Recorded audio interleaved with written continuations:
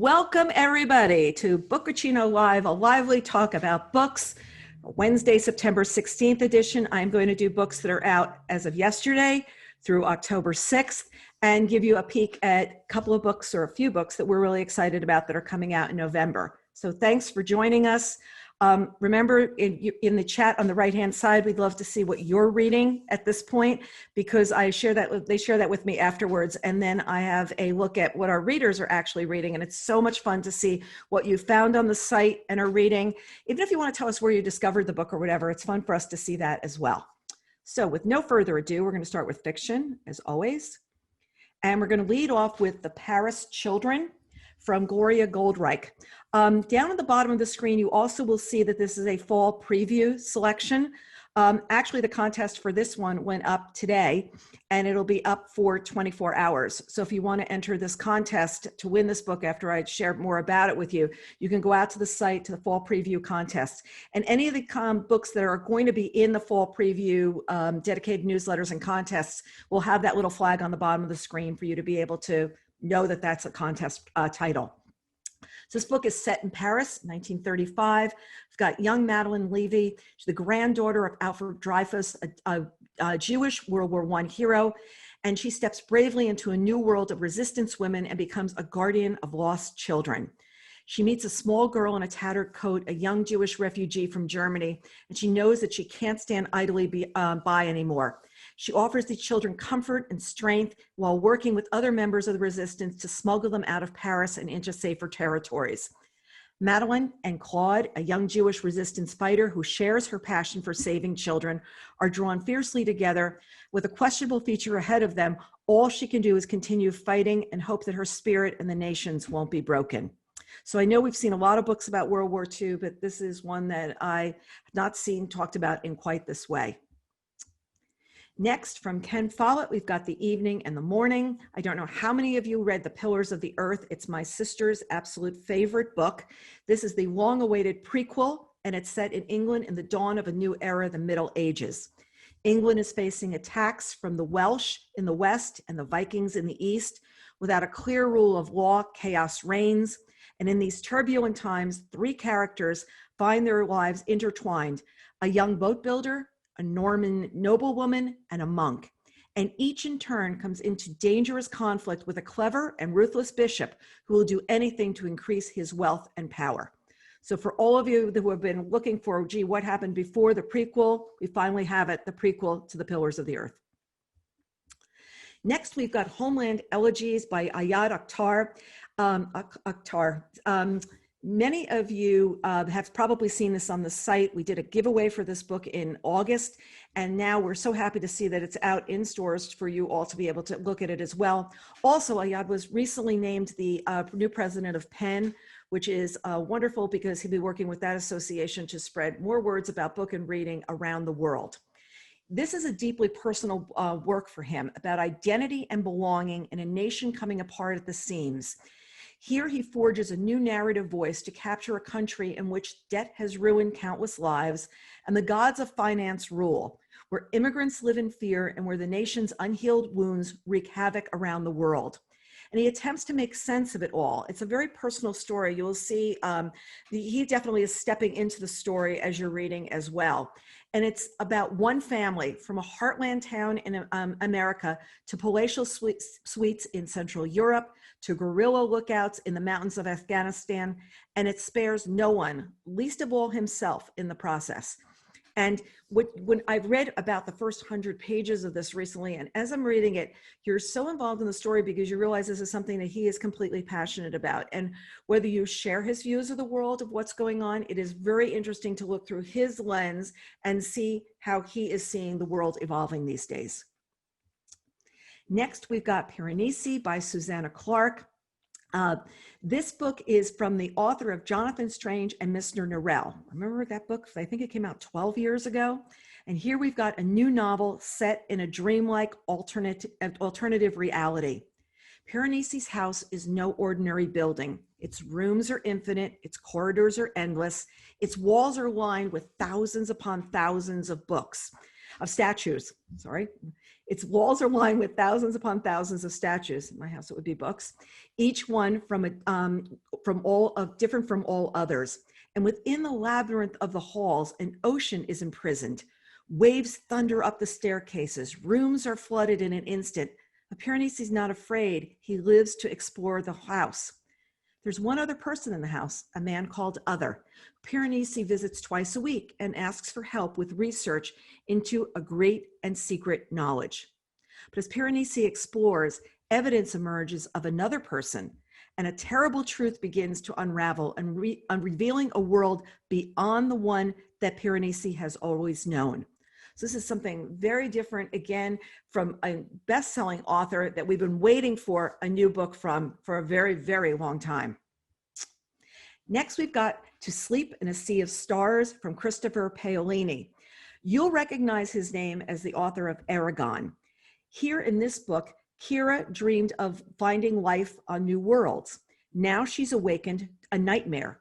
During a routine survey mission on an uncolonized planet, Kira finds an alien relic. At first, she's delighted, but elation turns to terror when the ancient dust around her begins to move. As war erupts among the stars, she is launched into a galaxy-spanning odyssey of discovery and transformation. First contact isn't all what she imagined, and events push her to the very limits of what it means to be human. While Kira faces her own horrors, Earth and its colonies stand on the brink of annihilation. So now she might be humanity's greatest and final hope. It's a hugely anticipated book. I just love the cover there. And for all of you who were reading this site, you know I've been watching Away on Netflix. I absolutely love that series. And I just keep thinking of the people that were on the ship and think about them going to now an uncolonized planet like they were going to Mars as I was reading this book. So just know that was waving in the back of my mind. Next, we've got The Book of Two Ways by Jodi Picoult. I think I teased this a couple of months ago when we did a presentation. We've got Dawn Edelstein is on a plane when the flight attendant makes an announcement, prepare for a crash landing. She braces herself with thoughts splashing through her head, but they're not the ones she really thought she would have. Shocking thing, it's not about her husband, but it's of a man she last saw 15 years ago. Wyatt Armstrong, who is now somewhere in Egypt working as an archaeologist. After the crash landing, the flight attendants and the airline offer transportation to wherever people want to go in the world. Like, where do you want to go? Obviously, she should be heading home. But the other choice is to return to the archaeological site that she left years ago, reconnect with Wyatt and their unresolved history, and maybe even complete her research on the Book of Two Ways, the first known map of the afterlife. So Jodi is going to spend a lot of time with us in Egypt. I'm not going to give away, you guessed where she's going after she has her choice of where to head. She's going to head to Egypt. And when she's there, there's a lot about archaeology, a lot about Egyptian life that is in this book. So if you're reading it, you're not just going to just get a typical Jodi Picoult story. You're also going to get a lot of backdrop and background on Egypt and what's happening there. So that's one for you to enjoy. Next, we've got The End of the Day by Bill Clegg. Who remembers the book, Did You Ever Have a Family? I read that book years ago, and I still think about that book whenever I hear about a fire breaking out and everything being destroyed. It was just so well done because it took a complex group of characters, brought them together for what happened to them after this fire and what really happened that day. Well, he's back with a deeply moving, emotionally resonant second novel. A retired widow in rural Connecticut wakes to an unexpected visit from her childhood best friend, whom she hasn't seen in 49 years. A man arrives at the Pennsylvania hotel to introduce his estranged father to his newborn daughter and finds him collapsed on the floor of the lobby. A 67-year-old taxi driver in Kauai receives a phone call from the mainland that jars her back to a traumatic past. These seemingly disconnected lives come together as half-century-old secrets begin to surface. And it's the moment that Bill reminds us how choices to connect, to betray, to protect become our legacy. It's a huge feat of storytelling because it's over 60 different years within the framework of one fateful day. And he moves us back and forth to these people's backstories, why they are where they are now. It's just wonderfully done. It is going to be a Book Reporter Bets on selection. It's out September 29th. Next, we've got Jack by Marilynne Robinson. This is, you know, her mythical world of Gilead, Iowa is the setting for her novels Gilead, Home, and Lila. Jack is the fourth novel in this now classic series. In it, Robinson tells the story of John Ames Boughton, the prodigal son of Gilead's Presbyterian minister, and his romance with Delia Miles, a high school teacher who is also the child of a preacher. Their deeply felt, tormented, star-crossed interracial marriage resonates with all the paradoxes of American life then and now. I just love this cover. I think this is just such an interesting cover. There are many times where, especially when you can see them big like this, you just take a step back and you realize what goes into jacket design. And there's so many that when we were pulling this presentation together, I was just looking and just one was more spectacular. And this one, you know, as you read it, you're going to understand why so much of the symbolism that's on the cover is there. Next, we've got One Charmed Christmas by Sheila Roberts. This is also going to be a fall preview giveaway title because, yes, we want to start thinking about the holidays, whatever way the holidays are going to happen this year. In this book, Catherine Pine is hoping her Christmas is a bit more jolly than last year's. That one was her first without her husband, and with her kids and her family's absent this year, she's worried. But things change when her good friend invites her on a Christmas cruise to lift her spirits. And suddenly every day is an adventure. And she's making a bunch of new friends, including the lovable Sophie Miles. It's like a gift from Santa when Sophie and Catherine meet the charming Dr. Rudy Nichols, a perfect match for the hypochondriac Sophie. But he comes with a two-legged lump of coal, his guard dog daughter. And then there's the chocolatier Trevor March, who's also interested in the scrumptious Sophie. Can he convince her that chocolate is the perfect cure for what ails her? Who knows what else Santa has in store for these holiday travelers? Anything could happen this charmed Christmas. Just think about it. These people are getting on a cruise. They're going someplace. They're going away and they're celebrating the holiday. I think that's all reason to read a book. Nicholas Sparks is back with The Return. In this, Trevor Benson never intended to move back to New Bern, North Carolina. And just so you know, New Bern is actually the town where Nicholas Sparks lives.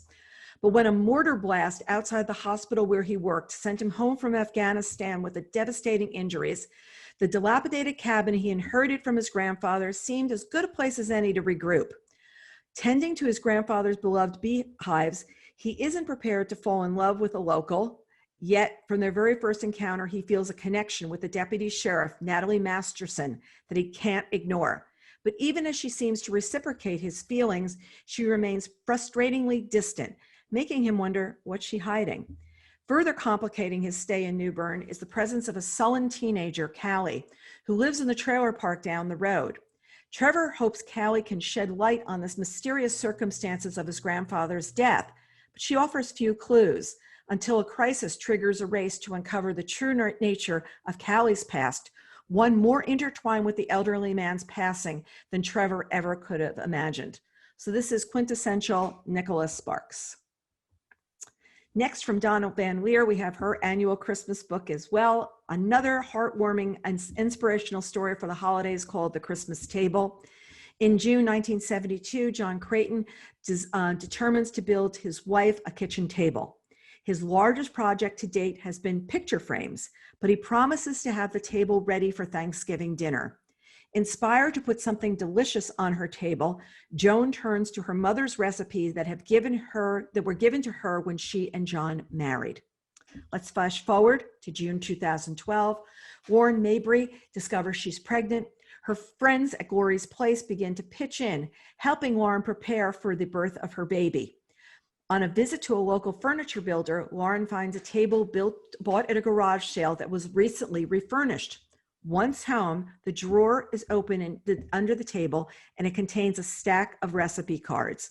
And as she grew up in foster care, Lauren never learned to cook and is fascinated as she reads through the cards. Personal notes have been written on each one from her mother to her daughter, and time and again, Lauren wonders where they lived, when they lived, and in a strange way, she feels connected to this mother and her daughter and wants to make the mother proud.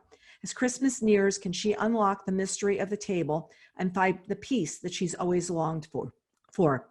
You know, I have a recipe box that has some recipes from my mom and from my mother-in-law in it, these handwritten recipes. My children are never going to get handwritten recipes from me because they would never be able to read my handwriting. So I think I'm just going to have to give them like printouts of these are all my favorite recipes and put them in a box. And maybe I'll scroll some notes on the side like loved it. Because if I do anything bigger, they're never going to be able to read my handwriting. Some of you may question why we're talking about Christmas books at this time. Books for holiday usually start hitting stores this time of year and into October so that they're in store for the holiday season. So it looks like we're jumping the gun a little bit here. The reason is just because these books are out at this time and people do want to do some thinking ahead. Next, we've got The Invisible Life of Addie LaRue by V.E. Schwab. This is in the vein of The Time Traveler's Wife and Life After Life. In France, 1714, in a moment of desperation, a young woman makes a Faustian bargain to live forever and is cursed to be forgotten by everyone she meets. Thus begins the extraordinary life of Addie LaRue, and a dazzling adventure that will play out over centuries and continents across history and art, as a young woman learns how far she will go to leave her mark on the world. But everything changes. After nearly 300 years, Addie stumbles across a young man in a hidden bookstore, and he remembers her name. So those of you who read Time Traveler's Life and were used to the like time shifting around or Life After Life, this is another book that's going to, you know, sort of shape shift you at the same time as you're reading. Next is Leave the World Behind by Rumaan Alam. I am so interested in this book. I've got this upstairs, and it's not just because it has a swimming pool on the cover and it's got absolutely the colors that I absolutely love. No, people, I am not that shallow. It's about when I was at one of the previews and they started talking about what this book is about. It's a novel about two families, strangers to each other, who are forced together on a long weekend gone terribly wrong. Amanda and Clay head out to a remote corner of Long Island expecting a vacation, a quiet reprieve from life in New York City, quality time with their teenage son and daughter, and a taste of the good life in the luxurious home they've rented for the week. But a late night knock on the door breaks the spell. Ruth and GH are an older couple. It's their home, and they've arrived in a panic. They bring news that a sudden blackout has swept the city. But in this rural area, with TV and internet now down and no cell phone service, it's hard to know what to believe. Should Amanda and Clay trust this couple, and vice versa? What happened back in New York? Is the vacation home isolated from civilization a truly safe place for their families? And are they safe from one another? Suspenseful and provocative, this third novel from Alam is keenly attuned to the complexities of parenthood, race, and class. I absolutely cannot wait to delve into this one. Alice Hoffman is back with Magic Lessons, which is a prequel to Practical Magic. She's unveiling the story of Maria Owens, accused of witchcraft in Salem, and the matriarch of a line of the amazing Owens women and men featured in Practical Magic and the Rules of Magic. Where does the story of the Owens bloodline begin? With Maria Owens in the 1600s, when she's abandoned in a snowy field in rural England as a baby. Under the care of Hannah Owens, Maria learns about the unnamed arts. Hannah recognizes that Maria has a gift, and she teaches the gift to all she knows. She teaches the girl all she knows. It's here that she learns the first important lesson. Always love someone who will love you back. When Maria is abandoned by the man who has declared his love for her, she follows him to Salem, Massachusetts. Here she invokes the curse that will haunt her family, and it's here that she learns the rules of magic and the lesson that will carry her for the rest of her life. So for those of you who love Alice and who have really loved Practical Magic and Rules of Magic, this one is for you. And on October 6th. And then from Sarah McCraw Crow, we've got The Wrong Kind of Woman. Once again, a fall preview selection. In late 1970, Oliver de Marseris drops dead in his front yard while hanging Christmas lights. In the year that follows, his widow Virginia struggles to find her place on the campus of the elite New Hampshire Men's College where Oliver was a professor. While Virginia had always shared her husband's prejudices against the 4 outspoken, never married women on the faculty, dubbed the Gang of 4 by their male counterparts, she now finds herself depending upon them, even joining their work to bring the women's movement to Clarendon College. Soon, though, through reports of violence, protests across the country reached the sleepy New England town, stirring tensions between the fraternal establishment of Clarendon and those calling for change. As authorities attempt to tamp down the radical elements, Virginia must decide whether she's willing to put herself and her family at risk for a cause that's really never felt like her own. So The Wrong Kind of Woman, coming October 6th. Next, we've got Thrillers and Mysteries. We know you love these. First up, we've got Wendy Walker's Don't Look for Me. I think I talked about this a couple of weeks ago. It just came out yesterday. People are raving about this book all over online, and I'm so glad because I've already picked it as a Bets on selection, and it's also a fall preview title. I also interviewed Wendy yesterday. It'll be up. It was in the On Sale This Week newsletter yesterday, the link to the podcast and video. It'll also be in Friday's newsletter, and it will be up on Facebook on Friday as well. So what we've got here is one night, Molly Clarke walked away from her life. She doesn't want to be found, or at least that's the story. The car abandoned miles from home. The note found at a nearby hotel. The shattered family that could be put back together. They call it a walkaway. It happens all the time. Women disappear, desperate to leave their lives behind and start over. But is that what really happened to Molly Clarke? And in this book, we're going to be hearing from Molly's perspective and her daughter's perspective in alternating chapters. Her daughter's going to be looking for a mother, and at every moment, we're going to know where Molly is. And it's just wonderful because it's this very creepy book at the same time because this woman is off someplace. Her family can't find her. We know she's safe, which is making us all feel well, but she is in a really precarious situation. And what it was she was just trying to walk away one night. She was just like, I've just had it. Some things that happened in her family. And Wendy's going to bring you into what all those things are very early in the book. In the first couple of very brisk pages, you're right into the story. So for those who really want a brisk thriller, I definitely recommend this one. Next up, we've got The Last Agent by Robert Dugoni. Many of you are big readers of his books. I am actually going to be interviewing him next week. Here, an American operative in Russia is on the run for his life. Betrayed by his own country and tried for treason, former spy Charles Jenkins survived an undercover Russian operation gone wrong. Exonerated, bitter, and safe, the retired family man is going through a duplicitous spy games. And then he learns of a woman isolated in Moscow's notorious prison that, well, can he do something for her?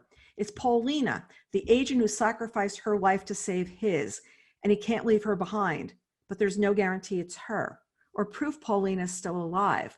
To find out, he has to return to Russia. There, the enemy who once pursued Jenkins across 3 continents is now the only man he can trust. Like, what a strange circumstance. And every step of the way, they're hunted by a brutal Russian agent on a killer quest of his own. Out of loyalty to Paolini, dead or alive, Jenkins is pulling everyone's life on the line for a new mission that could be the last. His former book was The Eighth Sister. This is one of those authors who can write suspense and drama. From his very first book, which I believe is called The Jurymaster years ago. Been a huge fan of his work, so looking forward to speaking with him. To Tell You the Truth by Gily Macmillan. Well, to tell you the truth, everybody lies, and we all know that. I mean, come on. Do you tell the truth all day long? Didn't you lie at least one time today? I think I did. I think it was when I got on the scale and I looked and I saw the number and I said, no, that's a lie. Well, to tell you the truth, everybody lies. Lucy Harper's talent for writing best-selling novels has given her fame, fortune, and millions of fans. It's also given her Dan, her needy, jealous husband, whose own writing career has gone precisely nowhere. So now Dan has vanished, but this isn't the first time that someone has disappeared from Lucy's life. 3 decades ago, her little brother Teddy also went missing and was never found. Lucy, the only witness, helplessly spun fantasy upon fantasy about Teddy's disappearance to the detective's fury and her parents' despair. That was the start of her ability to tell a story, a talent she has profited from greatly. But now she's a grown woman and she can't hide behind her fiction anymore. The world is watching and her whole life is under intense scrutiny. A life full of stories, some more believable than others. Could she have hurt Teddy? Did she kill Dan? Finally now, Lucy Harper is going to have to tell the truth. And we're going to see what the truth is. Next, we've got The Talented Miss Farwell by Emily Groh Tedrawe. It's coming on September 29th.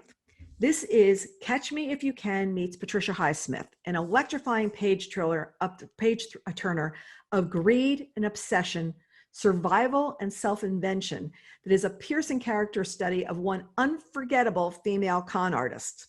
It's the end of the 1990s. Remember the go-go 90s when everything was just opulence and lots of money, blah, blah, blah. The art world has finally recovered from a disastrous collapse, and Miss Rebecca Farwell has made a killing at Christie's in New York City, selling a portion of her extraordinary art collection for a rumored 900% profit.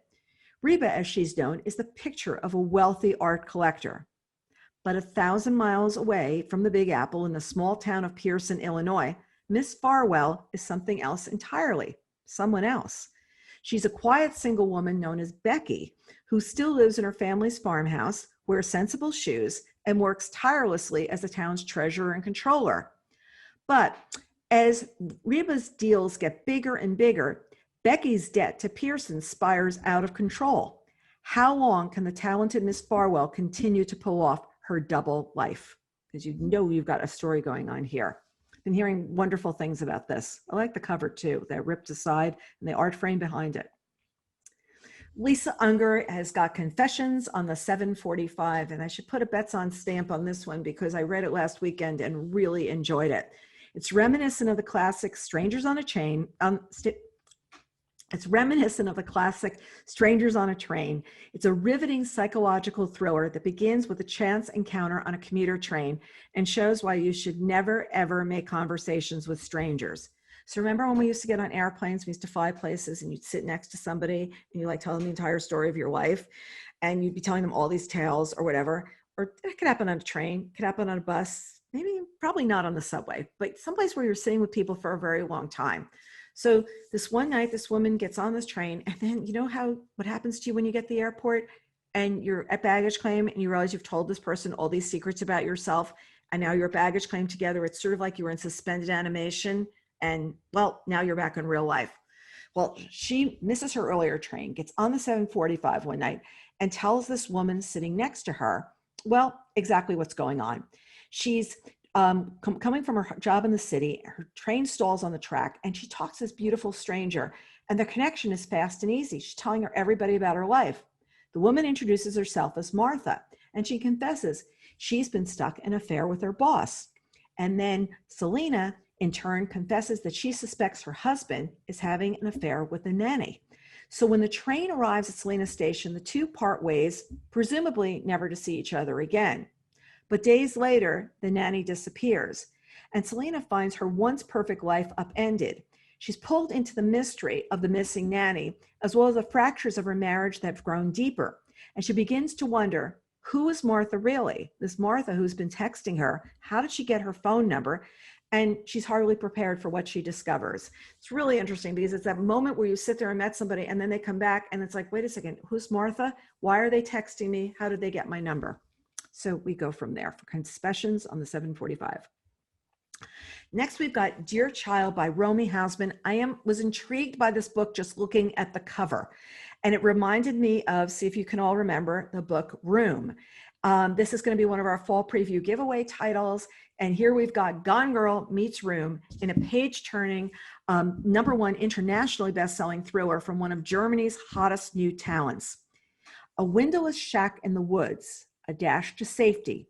But when a woman finally escapes her captor, the end of the story is only the beginning of her nightmare. She says her name is Lena who disappeared without a trace 14 years prior. She fits the profile. She has a distinctive scar. but her family swears she isn't their Lena.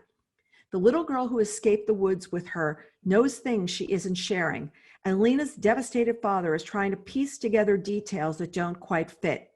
Lena is desperate to begin again, but something tells her that her tormentor still wants to get back what belongs to him, and that she may not be able to truly escape the truth until the whole truth about what happened in the woods is known and finally comes out. I started reading this the other night. It is so super creepy, but at the same time, so completely well done. So it is Gone Girl meets Room. Devil in the Dark Water by Stuart Turton is another fall preview selection. This is new from the best-selling author, and I know many of you read this, The 7.5 Deaths of Evelyn Hardcastle. Take Stephen King horror, a Sherlock Holmes-esque detective, and add a dash of Pirates of the Caribbean for an utterly unique murder mystery on the high seas. It's 1634, and Samuel Pepys, the world's greatest detective, is being transported to Amsterdam to be executed for a crime he may or may not have committed. Traveling with him is his loyal bodyguard, Arent Haynes, who is determined to prove his friend's innocence. But no sooner are they out on the sea that devilry begins to blight the voyage. Could a demon be responsible for their misfortunes? With Pepys imprisoned, only Arndt can solve a mystery that connects every passenger, a mystery that stretches back into the past and now threatens to sink the ship, killing everybody on board. So once again, Stuart Turton, Devil in the Dark Water, and another fascinating cover. And you know, you're going to unlock the secrets of what that is as well. Next, we've got Tana French with The Searcher, which is coming on October 6th. Cal Hooper thought a fixer-upper in a bucolic Irish village would be the perfect escape. After 25 years in the Chicago police force and a bruising divorce, he just wants to build a new life in a pretty spot with a good pub where not much happens. Well, not much at all happens, right? Well, when a local kid whose brother has gone missing arm twists him into investigating, Cal uncovers layers of darkness beneath his picturesque retreat, and he starts to realize that even small towns shelter dangerous secrets. So we've got The Searcher from Tana French. So we've got some memoirs and nonfiction. First up, we've got How I Built This by Guy Raz. This is the unexpected path to success from some of the world's most inspiring entrepreneurs.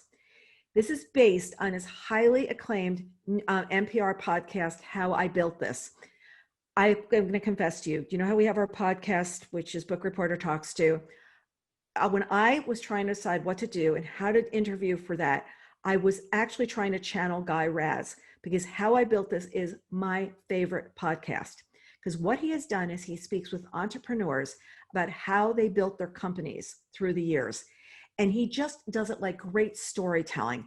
You're into, you know, Michael Dell from Dell Technology, and you're realizing, like, you know, when you only see these people as a success. And he talks about moments of them when their careers didn't work and how they had to pivot and what they had to do and where they ran out of money and what ends up happening to rebuild their fortunes and the people that worked with them along the way and the ones that didn't work out. And he's talking about how to build a successful venture. And there's so many stories in this that are just so interesting. It's about somebody who used unused wool in his country, the unused wool in his country in New Zealand, a soccer player, and figures out a way to turn them into shoes, which are all birds. A former Buddhist monk decides on the very best way to spread his mindfulness teachings is by launching an app, which is Headspace. A sandwich cart vendor finds a way to reuse leftover pita bread and turns it into a multi-million-dollar business, which is Stacy's Pita Chips. He's got so many stories in this book where he's talking about companies that we know, like through the years, like, you know, you knew what was going on. He's interviewed more than 200 highly successful entrepreneurs and uncovers the amazing stories like this. And here he shares tips from every entrepreneur's journey, from the early days of formulating the idea to raising money, recruiting employees, fending off competitors, and finally paying yourself a real salary. It's a must read for anybody who's thought about starting their own business or wondered how some of these businesses came to be. And I just love his stories because he does this great job of getting into the backstory, like the mistakes people made along the way. People are really honest with him in telling what's going on. And as a result, we see there, when I remember one of the cookie producers, she had to like buy her company back at some point because she sold out and then wanted it back. And they're just these little details along the way. And a lot of them are companies you know really well. So it's very interesting to see, you know, like what happened. I have to say, every time I pick up the Stacy's pita chips, I think about what she was doing with the leftover pita bread. So that's How I Built This by Guy Raz. Next, we've got Dancing with the Octopus, a Memoir of a Crime by Deborah Harding. This is for readers who liked Educated or The Glass Castle. It's a harrowing, redemptive, and profoundly inspiring memoir of childhood trauma and its long reach into adulthood. One Omaha winter day in November 1978, Deborah Harding was just 14, and she was abducted at knife point from a church parking lot, thrown into a van, assaulted, and held for ransom, and then left to die as an ice storm descended over the city. She survived. She identified her attacker to the police, and then returned to her teenage life in a dysfunctional home where she was expected to simply move on. Denial became the family coping strategy offered by her fun-loving, conflicted father and her cruelly resentful mother. It wasn't until decades later, when she had symptoms of PTSD, she undertook a radical project. She met her childhood attacker face-to-face in prison and began to reconsider and reimagine her complex story. This is a quest for the truth that would threaten the lie at the heart of her family, and with it, the sacred bond that once saved her. She untangles the incident of her kidnapping and escape from the unexpected angles, offering a vivid, intimate portrait of one family's disintegration in the 1970s Midwest. I've got a copy of this upstairs. I'm really looking forward to reading it. I loved Educated, enjoyed The Glass Castle. Also, Hollywood Park that we talked about earlier this year is another book that has to do with families and what happens within a family. So those kind of memoirs are something that I really turn to. Looking forward to this one. Mantel Pieces by Hilary Mantel is a collection of essays and memoir from the twice Booker Prize winner and international bestseller Hilary Mantel, author of The Mirror and the Light. In 1987, when Hilary was first published in the London Review of Books, she wrote to the editor, Carl Miller, "I have no critical training whatsoever, so I'm forced to be more brisk and breezy than scholarly." This collection of 20 reviews, essays, and pieces of memoir from the next 3 decades tells the story of what happened next. Her subjects range far and wide. They're essays about Jane Boleyn, Charles Brandon, Christopher Marlowe, Margaret Pole, which display the astonishing insight into the Tudor mind we are familiar with from the best-selling Wolf Hall trilogy. So Mantelpieces from Hilary Mantel, and I just love that cover as well. Next, we're going to do a cookbook. We're actually going to just do one cookbook. I'm going to have 2 in next month's presentation, but this one, you know, I love Ina Garten. And this one is Modern Comfort Food. It's actually supposed to be published, I think, a week or 2 from this date of October 6th. And they moved it up because of what? The pandemic that is ruling our lives. Because what is everyone doing? Is they're cooking at home. We actually went out to dinner last Sunday night for the first time, we think since December, that we had been out to a restaurant. But we've been doing a lot of cooking at home. And these are all new, soul-satisfying dishes from Ina Garten. She shares 85 new recipes that will feed your deepest cravings.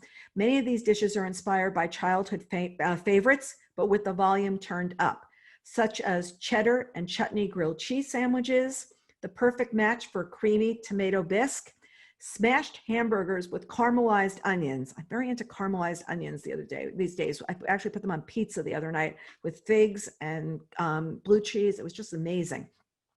And she also has the crispiest hash browns. They're actually made in a waffle iron. So for all of you who have, you know, the waffle iron you bought and you thought was like such a great thing so many years ago, and now it's sitting in what I call the appliance closet. Well, you can pull out that and you can make the hash browns in your waffle iron. Who said you weren't holding on to it for a reason? Ina just gave you a reason to hold on to it. So I think we probably even have a Belgian waffle maker as well, because of the one time we've made that. And it's also probably sitting next to, I know I've got a tortilla press and I have a tortilla maker. Ask me the last time I made tortillas. I think it was 24 years ago. Next, we've got some November titles for you to look forward to. And usually here we just talk about a couple of big titles. First one coming up, we've got White Ivy by Susie Yang. I was lucky enough to hear Susie talk about this book a couple of weeks ago. It's on sale November 3rd. In it, Ivy Lynn is a thief and a liar, but you'd never know it by looking at her. She's raised outside of Boston, and her immigrant grandmother relies on Ivy's mild appearance to cover as she teaches her granddaughter how to pilfer items from yard sales and secondhand shops. Thieving allows Ivy to accumulate the trappings of a suburban teen, and then most importantly, to attract the attention of Gideon Spire, the golden boy of a wealthy political family. But when Ivy's mother discovers her trespasses, punishment is swift and Ivy is sent to China and her dream instantly evaporates. Years later, Ivy's grown into a poised yet restless young woman, haunted by her conflicting feelings about her upbringing and her family. She's now back in Boston when she bumps into Sylvia Spire, Gideon's sister, in a reconnection with Gideon that seems kind of inevitable, but it also feels like fate. So slowly, Ivy sinks her claws into Gideon and the entire Spire clan to attending fancy dinners and weekend getaways to the Cape.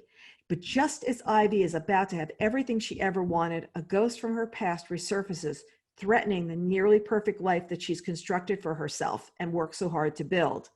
It's both a love triangle and a coming-of-age story, as well as a glimpse into the dark side of a woman who yearns for success at any cost. That's White Ivy by Susie Yang.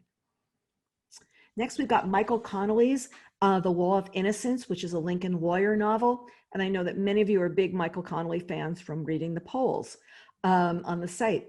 Lincoln lawyer Mickey Hauer must defend himself against murder charges in this new thriller from Michael Connelly.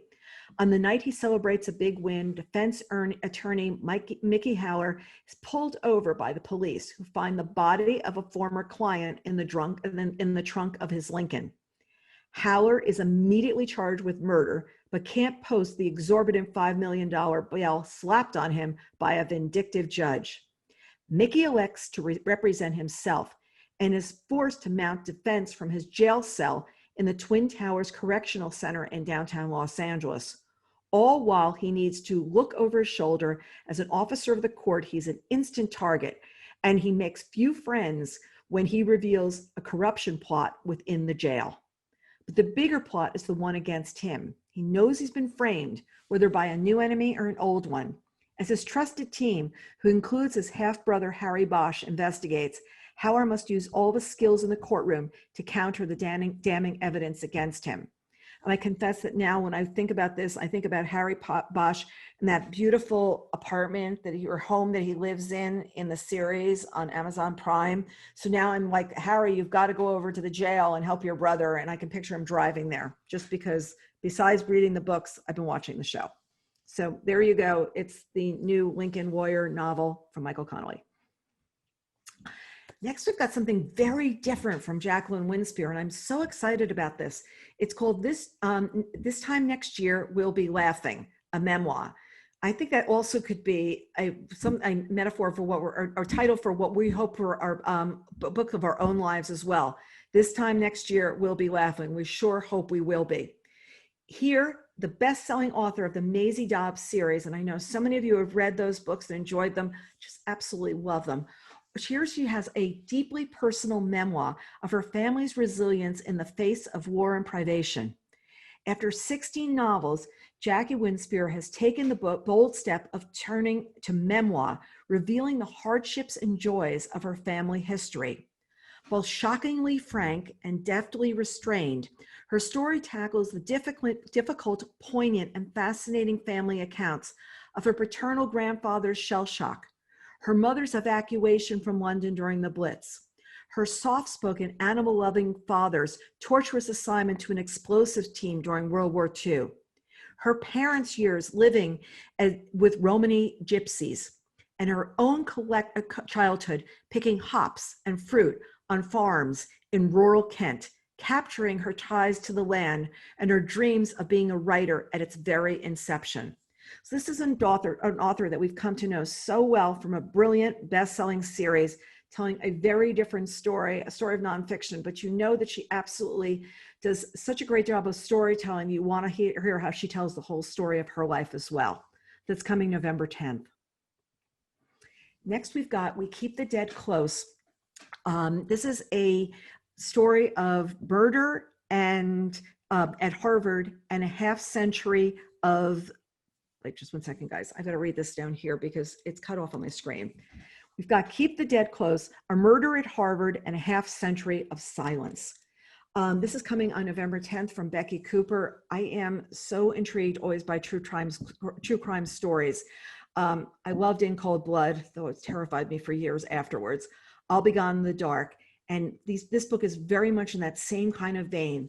And We Keep the Dead Close. It's a haunting true crime narrative of an unsolved 1969 murder at a prestigious institution and the real lyrical memoir of obsession and love for a girl who dreamt of rising above men.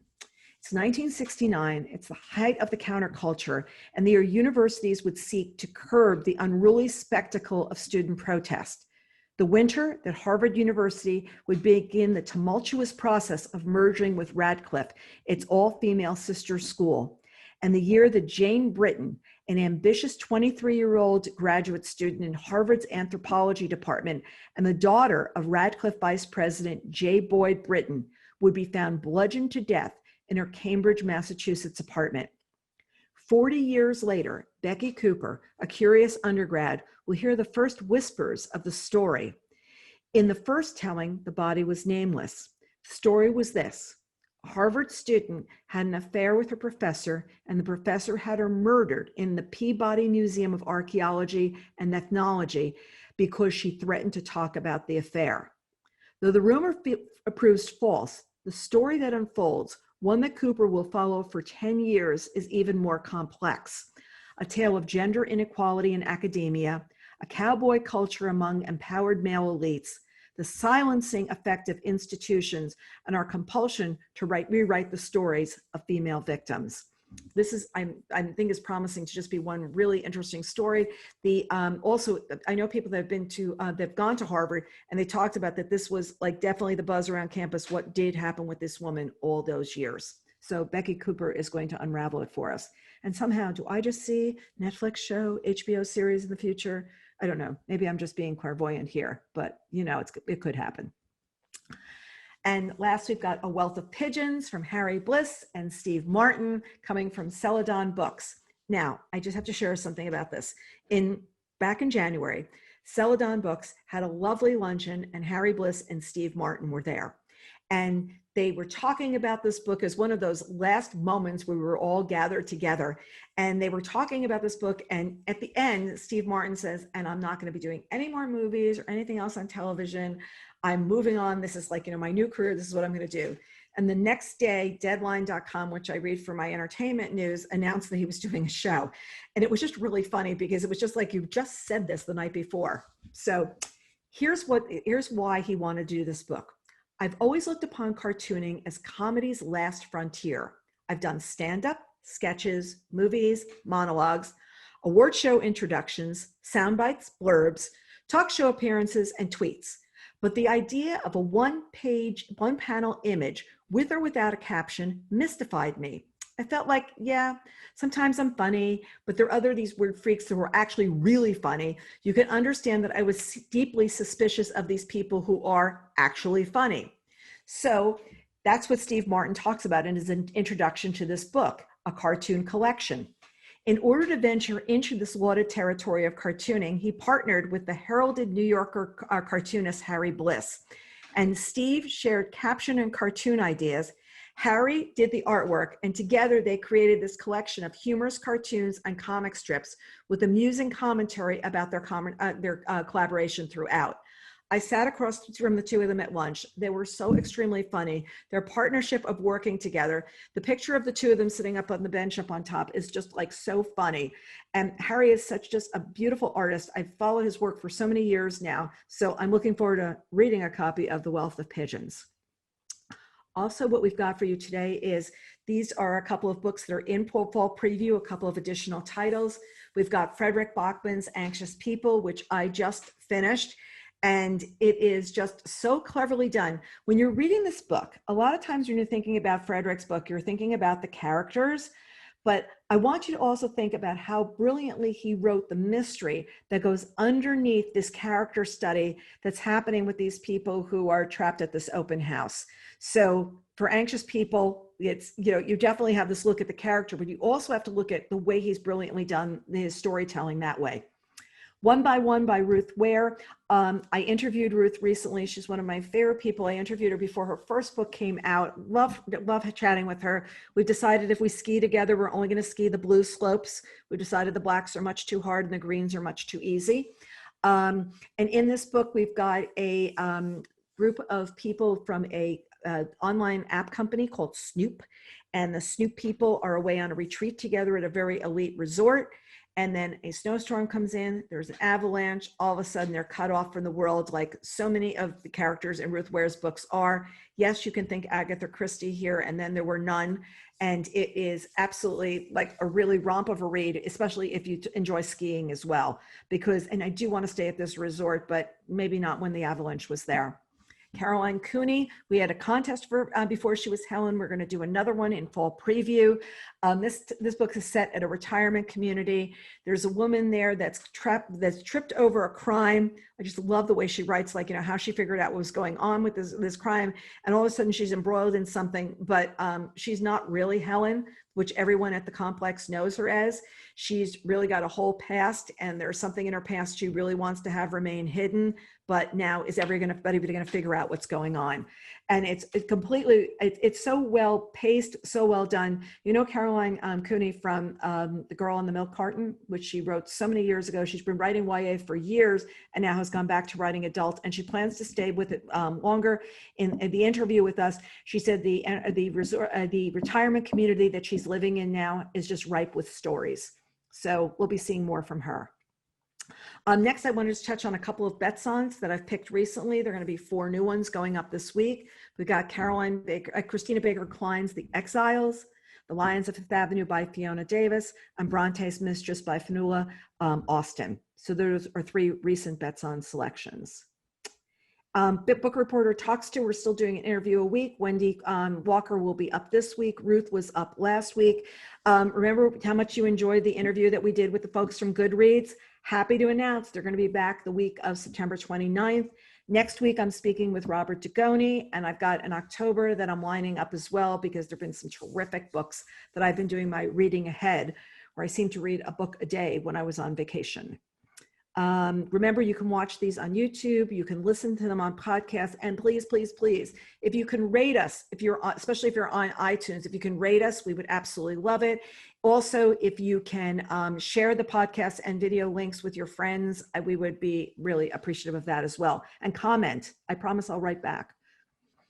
Great books for book groups. Remember, that video is still up, linked on readinggroupguides.com, which I'm giving you a little hint. We're celebrating the 20th anniversary of readinggroupguides.com, even though it says 15 on the site and we didn't change it for 5 years. Folks, it's really 20. We've got some exciting ideas of what we're going to be doing this fall, including an online book group that we're pulling together ideas for. And I think it's going to be something extremely special. So to celebrate the 20th anniversary, we'll probably come up with 20 ideas for the next year. But we're probably supposed to start celebrating this in May, but pandemic, we'll move it to September, October, and just go on for another year. Time is very fluid these days. Here's to some great fall reading. Our next event is going to be Wednesday, October 14th at 2:00, where we'll be talking about mid-October through mid-November books. And I'll be doing a little look ahead to December or maybe January, because there's not that much out that comes out in December. So that's the plan of what we're going to do. Hope you will be able to join us for that event as well. We'll be sending out a sign up for that in when we send you a follow-up to this, we will send a link to the video so you can watch this again if you'd like, or share it with your friends, and also a chance to sign up for our next event. So thank you so much for joining us today.